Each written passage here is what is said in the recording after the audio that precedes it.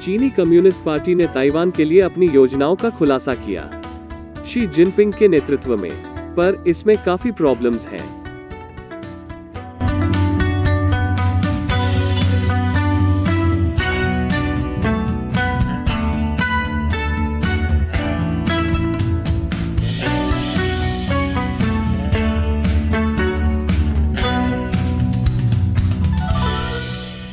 आपका स्वागत है।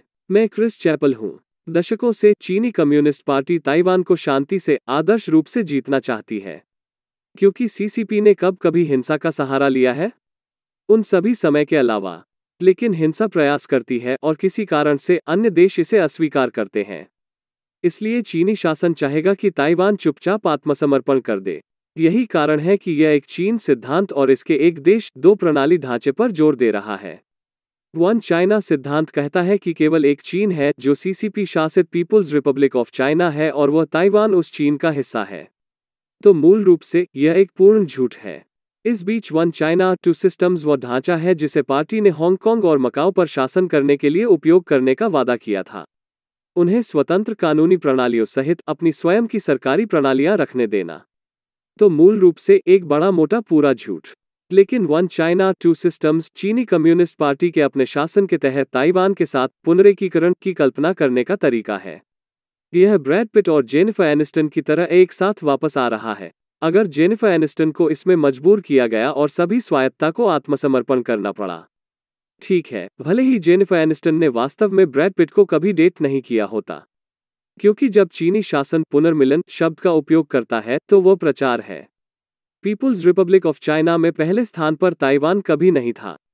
इसलिए ताइवान अपने स्वयं के कानूनों, सेना और सरकार के साथ एक कार्यशील लोकतंत्र के रूप में चीनी कम्युनिस्ट पार्टी के सामने आत्मसमर्पण करने में दिलचस्पी नहीं रखता है। ऐसा नहीं है कि पार्टी परवाह करती है। मान ले कि सहमति पर सीसीपी बड़ा नहीं है।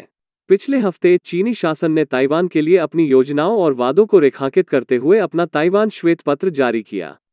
यह वर्तमान चीनी नेता शी जिनपिंग के तहत जारी की गई ताइवान की पहली रिपोर्ट है। आखिरी वाला 20 साल से अधिक समय पहले सामने आया था और रिलीज के समय का अमेरिकी हाउस स्पीकर नैन्सी पेलोसी की हाल की ताइवान यात्रा से कोई लेना देना नहीं था। मैं पूरी तरह से उस महीने पहले रिलीज होने की योजना बना रहा था। यह सिर्फ एक संयोग है कि इसे मैकडॉनल्ड्स के नैपकिन के पीछे जल्दबाजी में लिखा गया था। इस श्वेत पत्र में 1993 और 2000 के पत्रों से कुछ बहुत ही खतरनाक अंतर हैं। 1993 में वापस चीनी कम्युनिस्ट पार्टी ने ताइवान को एक विशेष प्रशासनिक क्षेत्र के रूप में उच्च स्तर की स्वायत्तता का वादा किया था, कम से कम कागज पर, जिसने हांगकांग के लिए वास्तव में अच्छा काम किया।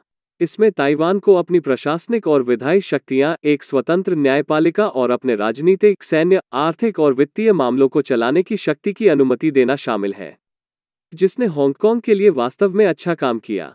1993 और 2000 दोनों ताइवान श्वेत पत्रों में चीन ने यह भी दावा किया कि वो ताइवान में सैनिक या सरकारी कर्मियों को नहीं भेजेगा। तुम्हें पता है, जब तक उन्होंने चुपचाप आत्मसमर्पण कर दिया, चीनी सरकार ने विदेशों के साथ कुछ आर्थिक और सांस्कृतिक समझौतों को भी मंजूरी दी।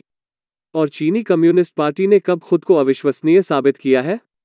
वही मजाक। खैर, चीनी नेता शी जिनपिंग कम से कम इस बारे में थोड़ा अधिक पारदर्शी हैं कि कम्युनिस्ट पार्टी वास्तव में क्या करना चाहती है। रिपोर्ट स्पष्ट रूप से शी द्वारा कम्युनिस्ट पार्टी की 20वीं राष्ट्रीय कांग्रेस से पहले अपनी राजनीतिक स्थिति को मजबूत करने का तरीका है उनकी बड़ी बैठक जो साल के अंत से पहले होगी, जो सत्ता पर अपनी पकड़ मजबूत करेगा। कम से कम वो उम्मीद करता है। वो ताइवान के लिए नए और अभिनव उपायों को अपनाने का श्रेय लेना चाहते हैं। क्रॉस स्ट्रेट संबंधों के लिए समग्र दृष्टिकोण के साथ। समग्र हो, मुझे अपने घर के बाहर सैन्य अभ्यास आयोजित करके मेरे चक्रों को संरेखित करने वाली समग्र चिकित्सा दुकान याद नहीं है, क्योंकि यह समग्र दृष्टिकोण बल प्रयोग का त्याग न करने के लिए होता है। चीन के लिए टेबल से बाहर कुछ भी नहीं है। यह बताता है कि ऑस्ट्रेलिया में चीन के राजदूत ने क्यों कहा, बीजिंग ताइवान के एकीकरण के लिए सभी आवश्यक साधनों का उपयोग करेगा।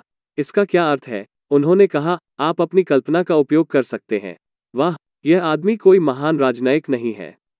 वैसे भी यह जानने के लिए ज्यादा कल्पना की जरूरत नहीं है कि चीन क्या करने के लिए तैयार है।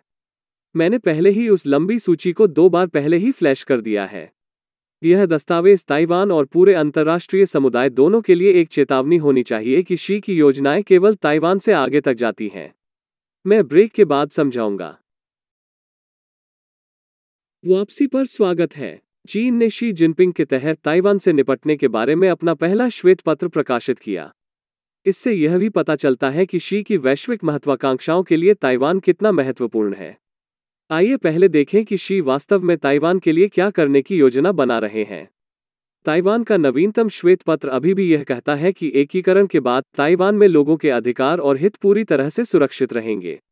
हालांकि शी जिनपिंग यह कहना कि आपके अधिकारों की रक्षा की जाएगी हनीबल लेक्टर की तरह है, यह कहना कि आपका लीवर फवा बीन्स और एक अच्छी चियाटी के साथ नहीं खाया जाएगा। पेपर ताइवान की सामाजिक व्यवस्था और उच्च स्तर की स्वायत्ता को जारी रखने का भी वादा करता है, जिसने फिर से हांगकांग के लिए बहुत अच्छा काम किया।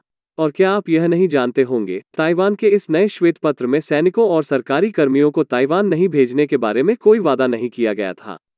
तो अनिवार्य रूप से प्रस्ताव है, आइए हम इसे संभाल लें, और अगर हमें ऐसा लगता है तो हम आपको अपने अधिकार रखने देंगे या हम आपको मार देंगे।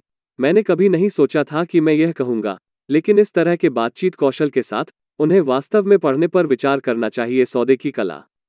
पिछले ताइवान श्वेत पत्रों के विपरीत कागजात में ताइवान के अपनी सेना को बनाए रखने में सक्षम होने का कोई उल्लेख नहीं है। लेकिन चिंता न करें, चीन ताइवान के लोगों को निशाना नहीं बनाएगा। बल प्रयोग अंतिम उपाय होगा। बस उन पर भरोसा करें और इस बात को नजरअंदाज कर दें कि कई बार उनका पहला सहारा ही उनका आखिरी सहारा होता है। कम्युनिस्ट पार्टी को केवल अलगाववादी तत्वों के उकसावे के जवाब में कठोर उपाय करने के लिए बल प्रयोग करने के लिए मजबूर किया जाएगा। किस तरह के अलगाववादी तत्व? अलगाववादी गतिविधियों के लिए किसी भी रूप में कोई जगह नहीं है। उदाहरण के लिए, जब हांगकांग ने एक फिल्म पर प्रतिबंध लगा दिया क्योंकि इसमें विरोध का 1 सेकंड का दृश्य दिखाया गया था। ताइवान के लिए आने वाले समय के लिए हांगकांग पर चीन की कार्रवाई एक बहुत बड़ा लाल झंडा है। लेकिन केवल अगर आपको लगता है कि इतिहास कुछ भी हो जाए, यह समय बिल्कुल अलग होगा। और अगली बार लूसी निश्चित रूप से अंतिम सेकंड में फुटबॉल को नहीं खींचेगी। लेकिन चीनी कम्युनिस्ट पार्टी यह नहीं छिपा रही है कि हांगकांग में क्या हुआ है। बजाय वे इसे शानदार सफलता कह रहे हैं। किसी को शायद उन्हें बताना चाहिए कि विजेता इतिहास लिखते हैं, वर्तमान नहीं। हम देख सकते हैं कि क्या हो रहा है, आप जानते हैं। अगर आपको लगता है कि पार्टी की ताइवान के लिए समान योजना नहीं है, तो उनका ताइवान श्वेत पत्र स्पष्ट रूप से ताइवान की डेमोक्रेटिक प्रोग्रेसिव पार्टी को अलगाववादी रुख अपनाने के लिए कहता है। और उनके साथ क्या होगा, इसके लिए ज्यादा कल्पना की जरूरत नहीं है। गंभीरता से सीसीपी की तुलना में हसल पत्रिकाएं कल्पना पर अधिक छोड़ देती हैं।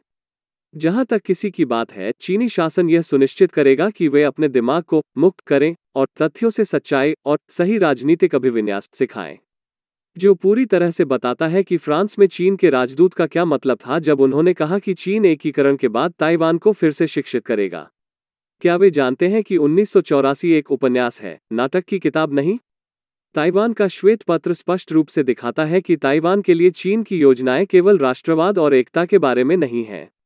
वे चीन के रणनीतिक हितों और वैश्विक महत्वाकांक्षाओं के बारे में भी हैं। चीन जानता है कि उसे पहली द्वीप श्रृंखला को तोड़ने और एशिया प्रशांत में प्रभाव डालने के लिए ताइवान पर विजय प्राप्त करने की आवश्यकता है। यही कारण है कि ताइवान श्वेत पत्र कहता है कि एकीकरण ताइवान के आक्रमण और विदेशी देशों द्वारा फिर से कब्जा किए जाने के जोखिम से बचने का एकमात्र तरीका है, चीन को शामिल करने के प्रयासों को विफल करने और चीन के हितों की रक्षा करने के लिए। इसलिए ताइवान को आक्रमण से बचाने के लिए वे उन पर आक्रमण करने जा रहे हैं। यह एक बच्चे को लॉकर में धकेलने जैसा है, ताकि दूसरे धमकियों को लॉकर में धकेलने से रोका जा सके। बहुत धन्यवाद। चीन के लिए यह जरूरी है कि वो अपने रास्ते में किसी भी ताकत से लड़ने के लिए तैयार रहे। यह स्पष्ट रूप से इंगित करता है कि ताइवान के साथ शी की महत्वाकांक्षाएं उनके वैश्विक रणनीतिक हितों में एक बड़ी भूमिका निभाती हैं। और हम चीन को अंतर्राष्ट्रीय समुदाय को लाइन में आने के लिए प्रेरित करते हुए देख सकते हैं। ताइवान का श्वेत पत्र एक तरह से संयुक्त राष्ट्र के प्रस्ताव 2758 की चीन की व्याख्या को सही ठहराता है। नवीनतम ताइवान श्वेत पत्र का दावा है कि प्रस्ताव ने ताइवान के प्रश्न को सुलझा दिया, एक चीन नीति का समर्थन किया और एक अलग सरकार के रूप में ताइवान की स्थिति से इनकार किया। संकल्प में ताइवान पर संप्रभुता के चीनी दावे का कोई उल्लेख नहीं है और न ही यह पीआरसी को संयुक्त राष्ट्र प्रणाली में ताइवान का प्रतिनिधित्व करने के लिए अधिकृत करता है। जब इसे 1970 के दशक में वापस पारित किया गया था, तब भी चीनी विदेश मंत्री झोउ एनलाई ने स्वीकार किया था कि यदि संयुक्त राष्ट्र प्रस्ताव 2758 पारित किया जाता है, तो ताइवान की स्थिति अभी तक तय नहीं हुई है। लेकिन झोउ ने उस समय जो कुछ भी कहा उसका मतलब यह नहीं है कि चीनी कम्युनिस्ट पार्टी अब इसके बारे में झूठ नहीं बोल सकती है और दूसरे देशों को उनके झूठ को स्वीकार करने के लिए कहें। हाल के वर्षों में बीजिंग संयुक्त राष्ट्र के निकायों के साथ गुप्त समझौतों पर हस्ताक्षर करके, संयुक्त राष्ट्र और इसकी सुविधाओं तक ताइवान की पहुंच को प्रतिबंधित करके और संयुक्त राष्ट्र के कर्मचारियों के विभिन्न स्तरों पर पीआरसी नागरिकों को एम्बेड करके संयुक्त राष्ट्र के भीतर ताइवान पर अपने रुख को और अधिक संस्थागत और सामान्य बनाने में कामयाब रहा है। झूठ बोलते हुए कम्युनिस्ट पार्टी यह भी दावा करती है कि एक चीन सिद्धांत एक सार्वभौमिक रूप से स्वीकृत मानदंड है। विश्व स्तर पर यह सार्वभौमिक रूप से स्वीकृत मानदंड कैसा है? ओह, तुम्हारा मतलब है जॉन सीना वाले यूनिवर्सल स्टूडियोज को चीन के सामने झुकना पड़ा ताकि आखिरी फास्ट एंड फ्यूरियस फिल्म को उनका पैसा मिल सके। गोचा, मुद्दा यह है कि चीनी शासन निश्चित रूप से देशों और फिल्म सितारों को ताइवान को और भी अलग थलग करने के लिए प्रेरित करेगा। यह बहुत मजाक है जब चीनी कम्युनिस्ट पार्टी कहती है कि ताइवान पर प्रभुत्व विश्व शांति, समृद्धि, स्थिरता और मानव प्रगति लाएगा। लेकिन कौन नहीं चाहता कि ब्रैड और जेनिफर को एक साथ वापस मिलें? किसी भी तरह से जरूरी। तो तुम क्या सोचते हो? अपनी टिप्पणी नीचे दें और याद रखें, चीन अनसेंसर्ड मुख्य रूप से दर्शकों द्वारा समर्थित है। तो patreon.com/China Uncensored पर जाएं। प्रति एपिसोड $1 या अधिक का योगदान करें। इस तरह के एपिसोड बनाने में हमारी मदद करने के लिए हम आपके समर्थन पर भरोसा करते हैं। एक बार फिर मैं क्रिस चैपल हूं। चीन को बिना सेंसर किए देखने के लिए धन्यवाद।